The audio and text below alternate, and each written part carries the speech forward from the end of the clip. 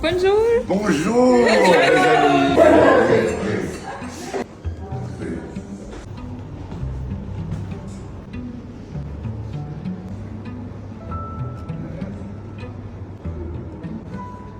When we are with guests, they come here and they like us to go back to basics and to explain why our paint is different. I say better, but it's different. I hope that people tell us it's better, but we cannot say that ourselves. And explain why we constructed the product range and the color range to answer the market's needs. And so, and then we explain to them also how to work colors on a project, which is why you have here the color collections. Normally I don't like to show them together because I think if you see too many colors, you see, this is why we don't have color walls, because if you see too many colors, you lose the sense of color.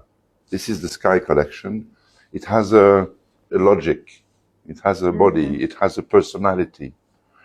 And if you suddenly mix it with that, you lose, you don't see anything. So I like to show one collection at a time. And if you want to show the other collection, then you fold this one, you put it back in its whatever how it works. Bam, bam, bam, bam, bam, bam. You take it out. Something like this. Not completely right, but never mind. And then you look at the collection. The other one. Okay? And then you see another personality thing. If you look at the same time, you lose something. So then you take the collection away.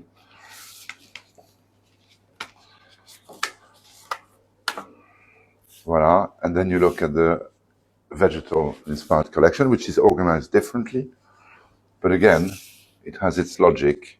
Your eyes see everything, which is why we have this. Also, you want your eye to concentrate on one color. Otherwise, your eye, if you look at this one, your eyes see all this. It's blurred. Your eyes is really looking at that one. And did you notice that this little magic trick, this is white, this is beige. Why?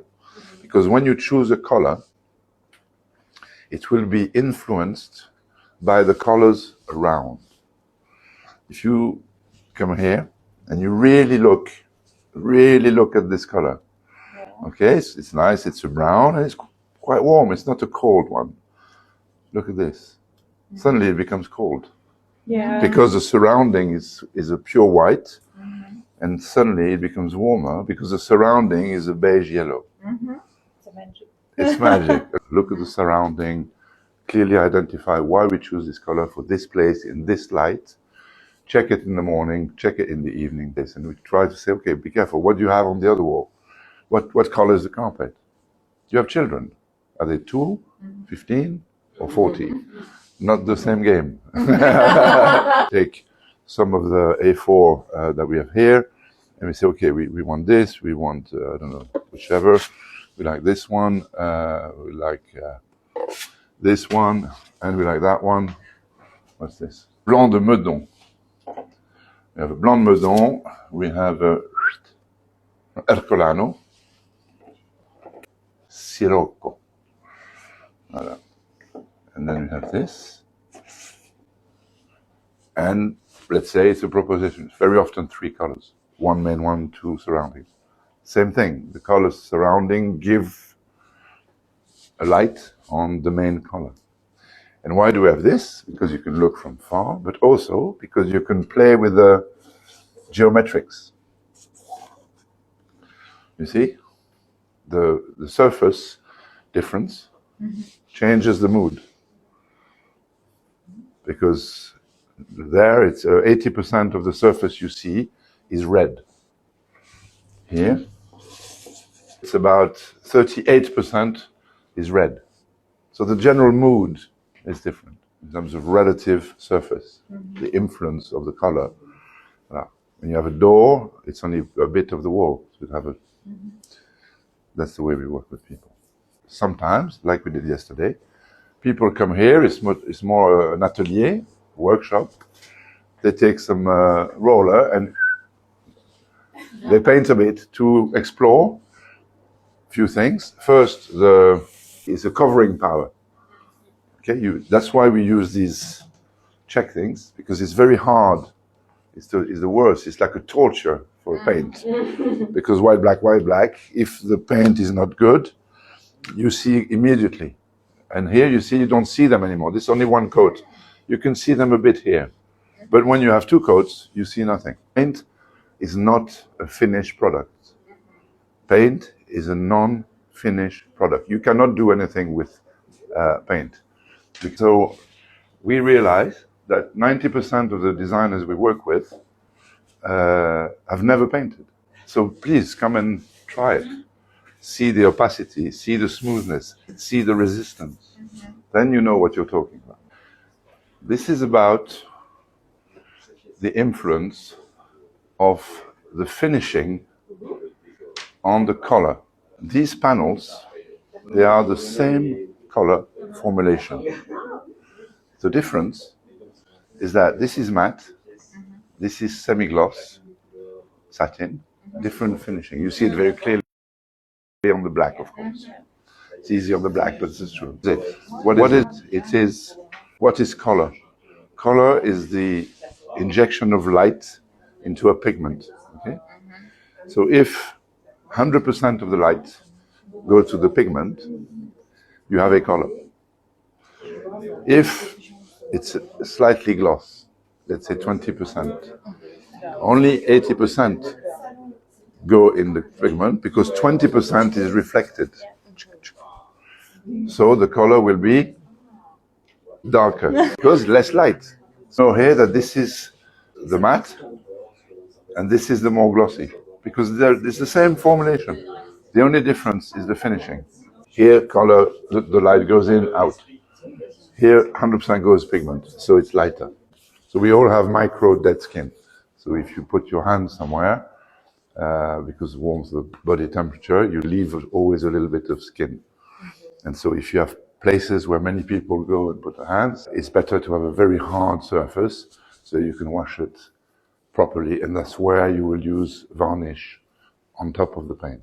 Sur satin.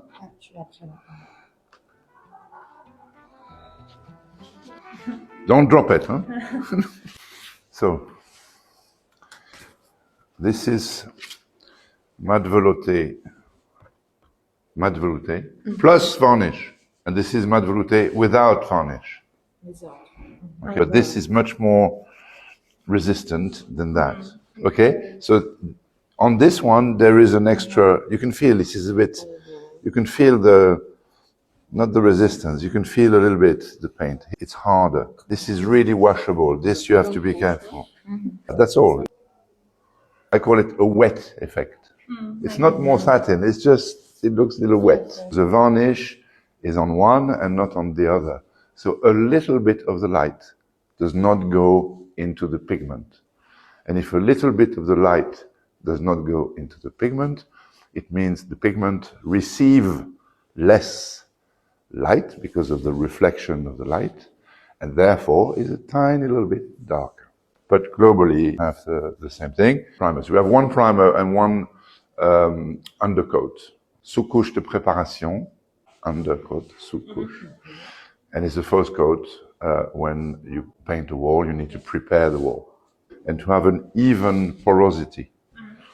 So that when you put the next coat of paint, it will go into the wall at the same manner, the same way. But if you don't put the sous-couche, the wall will absorb the paint in various ways, because the wall sometimes is more porous here than there. You don't know the life of the wall. You don't know what happened before. And so someplace you will have different porosity. And then if you do that and you paint without preparing, after, not immediately, but after 2, 3, 4 months, you will start seeing shadows on the big wall. And the shadow comes from the absorption of the paint, which is uneven, not even. That's why you use sous-couche. So you even the porosity on the wall, and you prepare the wall to receive a paint. The second product we have is called the primer. It has a different job. The job of the primer is to prepare the wall to receive paint because the wall is closed, the wall is blocked. Typically MDF, you know MDF? If you paint on it and you let it dry and you take your nail and you go after, the paint will come off and you will see the MDF again. So, because paint is there to cover, but it also needs to stay on the wall. So we have a product which will encroach like a spider on the wall. And you can paint glass with that product. You paint the glass, you let it dry, and then you cannot take it out. When it gets dirty, you cannot replace, so you need to paint it. So you need to have a primer which goes on the PVC product before you put the paint.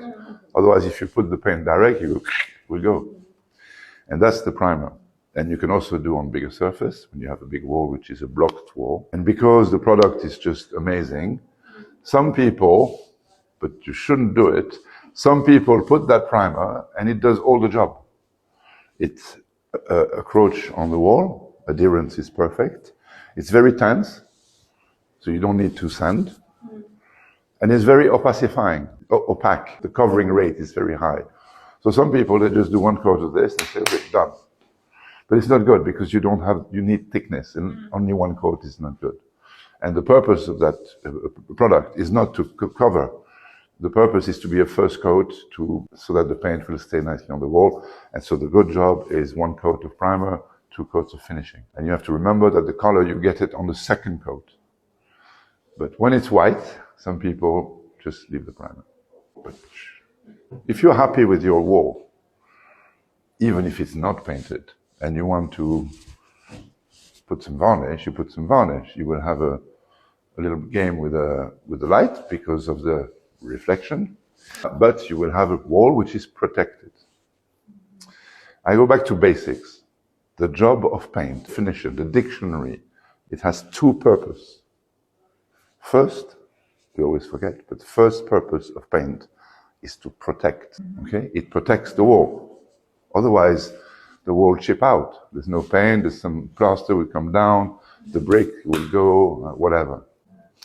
And the second job of paint is to decorate. But people always forget, because you see the decoration, you don't see the protection. But protect and decorate are the 2 jobs of paint.